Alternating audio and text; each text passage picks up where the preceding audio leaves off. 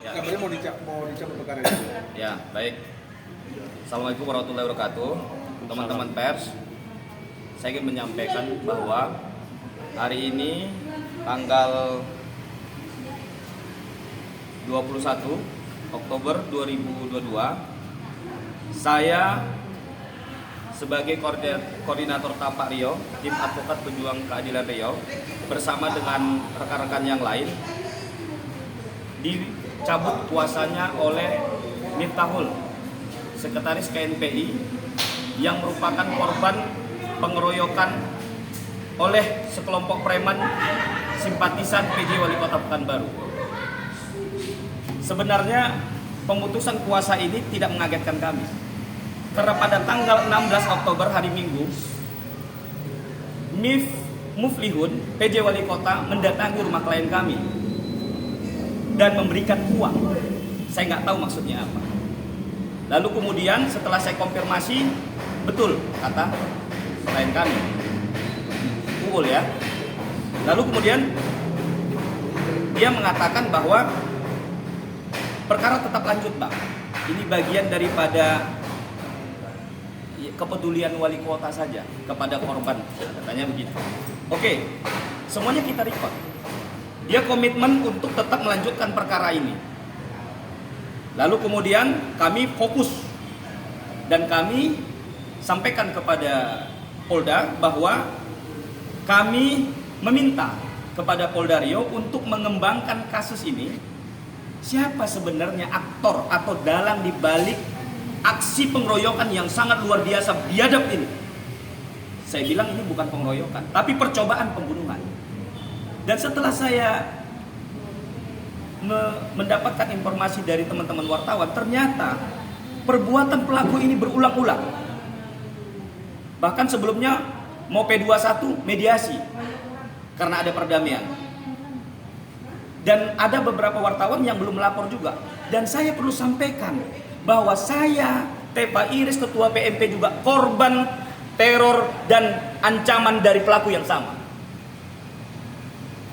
Yang sangat menyedihkan saya adalah kemarin sebelum dicabut kuasanya, Miftahul ini datang ke Polda Riau tanpa koordinasi dengan saya. Lalu kemudian saya telepon, dia membenarkan, dia minta pendapat, katanya dia menutup-nutupi dengan saya. Dan akhirnya saya bilang, saya hanya pegang komitmen abang, saya bilang. Saya tidak dibayar 1.000 rupiah pun. Bahkan ketika pegang perkara ini saya diancam, diteror. Ancamannya bukan hanya terhadap saya, tapi keluarga saya. Atas nama keadilan saya bela abang. Tapi sekarang abang gak komitmen sama saya bilang. Akhirnya hari ini, tertanggal 21 Oktober 2022, dia mencabut kuasa saya.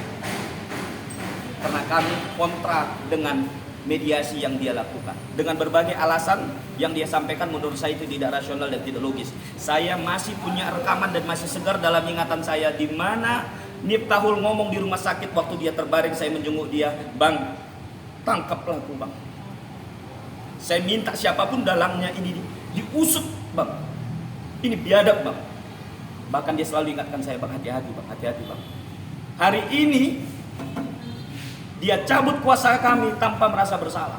Maka itu saya sampaikan kepada Miftahul, kami akan mengajukan gugatan wan prestasi ke Pengadilan Negeri Pekanbaru. Yang kedua, perdamaian yang saudara buat dengan para tersangka ini adalah delik biasa. Tidak dimungkinkan secara yuridis formal untuk di-RJ-kan. Karena ini adalah kejahatan serius, tidak pidana serius, melanggar hak asasi manusia yang dilakukan kepada wartawan atau aktivis. Kita hanya tidak ingin terjadi kepada Miftahul yang lain. Kita ingin Pekanbaru ini damai. Kalau nggak siap dikritik, nggak usah jadi pejabat. Maka saya ingatkan kepada Polda Riau, saya ingatkan dengan sangat untuk jangan meng-RJ-kan kasus Miftahul. Apabila perkara Miftahul SP3 karena restoratif justice, maka kami sepakat dengan tim kuasa hukum Tapak Riau akan melakukan 2 hal. Yang pertama, kami akan mengajukan pra-peradilan ke Pengadilan Negeri Pekanbaru. Yang kedua, kami akan membawa perkara ini ke Mabes Polri. Kami akan melaporkan Propam ke Mabes Polri secara resmi nanti pekan depan ke Jakarta setelah memang ini resmi di SP3-kan dengan RJ dan para tersangka ini bebas. Oleh karena itu, saya mohon kepada para pihak, semua pihak, kepada masyarakat, saya terancam, tapi saya tetap istiqomah. Saya sedih, tapi saya harus menutupi kesedihan saya ini. Saya diisukan berbagai macam propaganda, tapi kita tetap istiqomah. Bagi kita, kebenaran ini, melawan kezaliman ini harus tetap kita tegakkan. Banyak sekali isu-isu yang beredar, tapi kita bisa melihat siapa sebenarnya yang konsisten dan istiqomah di dalam pembelaan untuk menegakkan hukum dan keadilan.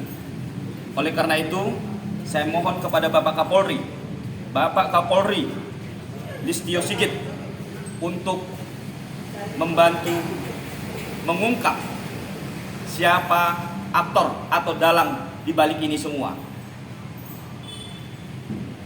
Dan insya Allah kami tidak akan mediasi. Ini kami ya, kami tidak akan mediasi. Kalau Miftahul sebagai korban mediasi silahkan, tapi kami tidak akan pernah bermediasi dengan kezaliman, kami tidak akan pernah bermediasi dengan ketidakadilan, dan kami akan mengusut tuntas. Kalaupun suatu saat saya mati atau dikeroyok atau ditembak sekalipun, maka keterangan pers hari ini akan menunjukkan siapa pelakunya. Oleh karena itu, saya meminta perlindungan kepada Bapak Jokowi, Presiden Republik Indonesia. Terima kasih. Billahi taufik wal hidayah. Assalamualaikum warahmatullahi wabarakatuh.